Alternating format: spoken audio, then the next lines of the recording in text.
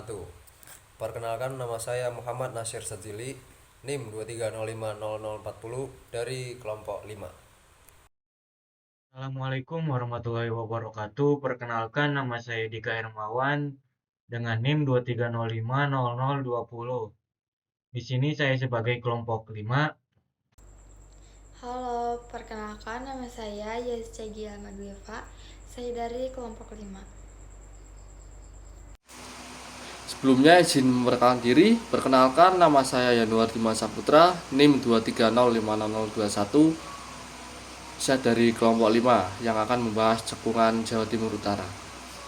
Perkenalkan, nama saya Dewan Ramadan dengan NIM 23050017.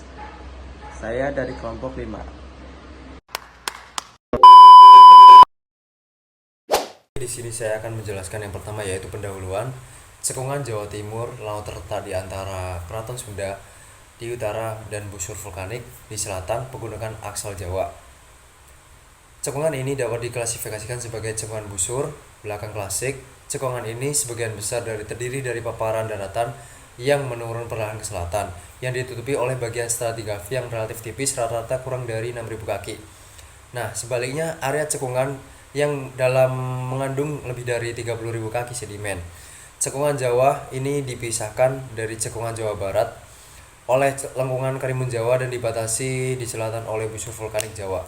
Cekungan ini melewati ke arah timur ke cekungan Lombok yang berada di perairan dalam, sementara di utara cekungan ini mendangkal ke Paternoster Height yang memisahkannya dari cekungan Makassar. Nah, itulah penyebab dari pemisahannya. Terus adapun yang ketiga, provinsi struktur khas utama dapat diidentifikasi di cekungan Jawa Timur. Apa aja? Yaitu seperti platform utara, Central Height, dan cekungan selatan. Itu saja. Sekian dari pendahuluan, akan dilanjutkan ke sesi yang selanjutnya. Di sini saya akan menjelaskan tentang peta lokasi. Jadi, peta lokasi adalah cekungan Jawa Timur Utara Laut adalah sebuah cekungan geologi yang membentang dari barat ke timur, mulai dari Semarang hingga Surabaya, dengan panjang sekitar 250 km dan lebar dari 60 km sampai 70 km secara geografis. Cekungan ini terletak antara 110 derajat 30 barat timur hingga 113 derajat 30 barat timur dan hingga 60 derajat 00 lintang selatan hingga 7 derajat 30 lintang selatan. Cekungan ini mencakup area seluas sekitar 50 km persegi yang meliputi daratan bagian timur, Jawa Tengah, Jawa Timur, dan wilayah lepas pantai di sekitar laut, Jawa Utara hingga Selat Madura. Sebagai cekungan geologi, tidak ada suatu titik lokasi spesifik yang dapat ditunjukkan di peta, melainkan merupakan area yang luas. Cekungan Jawa Timur Utara meliputi bagian utara, baik darat maupun lepas pantai. Ada beberapa, yaitu yang pertama ada batas utara, Laut Jawa. Selatan mencakup zona Kendeng atau Pegunungan Selatan. Dari barat mencakup zona Rembang sampai Madura. Dari timur mencakup cekungan Kangean dengan luas sekitar 60 km persegi. Cekungan ini dominan dilepas. Ini adalah contoh cekungannya, bisa dilihat setelah ini. Di sini saya akan membahas materi ketiga, yaitu geologi regional. Sejarah tektonik cekungan Jawa Timur merupakan bagian yang tidak terpisahkan dari sejarah tektonik Pulau Jawa dan sejarah tektonik wilayah Asia Tenggara. Evolusi tektonik di awal kawasan Asia Tenggara dan Indonesia bagian barat dimulai sejak Kapur akhir hingga Eocene awal.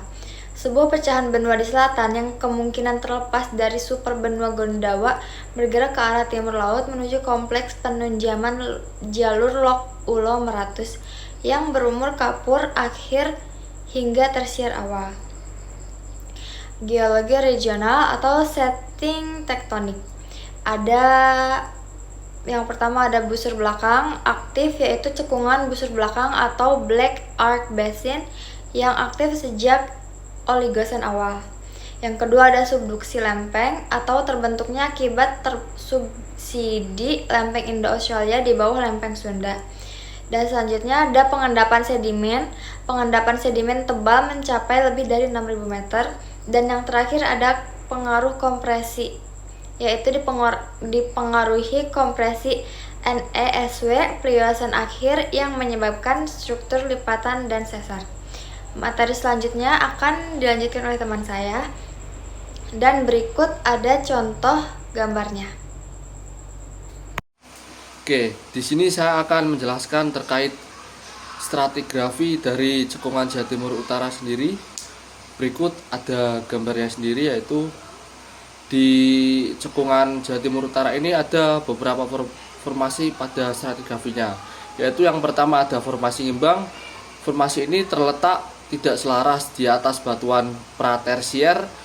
Formasi ngimbang sendiri terdiri atas perulangan antara batu pasir, serpih, dan lanau dengan sisipan tipis batu bara. Dan kemudian ada formasi kujung. Ciri litologi pada formasi kujung ini adalah napal pada bagian formasi, batu lempung pada bagian atas, dan disisipi batuan gamping bioklastik. Formasi ini berumur Oligosen atas diendapkan pada lingkungan laut terbuka dengan kedalaman 200-500 meter pada zona baitial batas. Kemudian ada formasi perupuh. Formasi perupuh sendiri itu terdapat perlingan antara batu gamping kepuran dengan batu gamping bioklastik berumur Oligocene akhir sampai Mioen awal terendapkan pada zona neritik luar. Kemudian ada formasi tuban. Di formasi tuban ini litologinya sendiri itu batuan lempung dengan sisipan batu gamping pada bagian bawahnya, terendapkan pada umur Miosen awal di zona neritik luar. Kemudian ada formasi Wonocolo. Ciri dari formasi Wonocolo ini pada umumnya terdiri atas napal pasiran yang berulang dengan napal dan batu gamping kalkarenit. Penyebaran dan ketebalannya mempunyai penyebaran yang luas di jalur rembang dengan arah barat sampai timur. Kemudian formasi ledok. Formasi ledok sendiri itu litologinya itu batu pasir dengan singkapan kalkarenit atau batu lempung berumur Miosen akhir bagian atas dengan lingkungan pengendapannya neritik luas. Kemudian ada formasi mundu. Pada formasi ini terdapat ciri litologi napal dengan struktur maif, bagian atasnya itu batu gamping, sedangkan diendapkan pada umur Plistosen degan, lingkungan pengendapannya itu batial tengah. Kemudian di formasi paciran itu litologinya itu batu gamping terumbu terus terendapkan pada umur Pleistocene. Formasi ini berseling jari dengan mundu dan lidah. Kemudian formasi lidah. Pada formasi ini itu terendapkan batu lempeng biru masif berseling dengan napal dan batu pasir. Formasi ini berumur Pliocene tengah sampai Pliocene akhir, diendapkan pada zona batial atas sampai neritik tengah. Mungkin bisa dilihat sendiri dari gambarnya berikut. Nah, terkait formasi pada stratigrafi tersebut, mungkin bisa dicocokkan dengan gambarnya. Di sini saya akan menjelaskan tentang petroleum system cekungan Jawa Timur Laut Utara. Yang pertama ada batuan induk, ngimbang, kujung, Wonokolo dari tersier awal hingga Miosen, kaya akan material organik. Lalu ada batuan reservoir, karbonat, kujung atau Oligocene Miosen, pasir ngerayong atau Miosen tengah, karbonat, tuban atau tawun atau Miosen memiliki porositas baik.